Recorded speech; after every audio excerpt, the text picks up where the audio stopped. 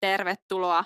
Tutustutaan yhdessä siihen, kuinka LED-adapteria käytetään skannauksen tekemiseen.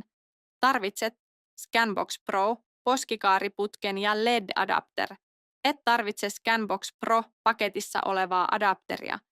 Jos Scanboxissa on jo kiinnitettynä adapteri, irrota se. Kiinnitä LED-adapter Scanboxiin. Kuulet napsahduksen, kun se on kunnolla kiinni. Aseta puhelimesi Scanboxin sisälle. Varmista, että kamera on hyvin keskitettynä. Jos puhelimessa on useita linssejä, sovellus ilmoittaa, minkä linssin tulee olla keskiössä skannauksen alussa. Liitä poskikaariputki LED-adapteriin.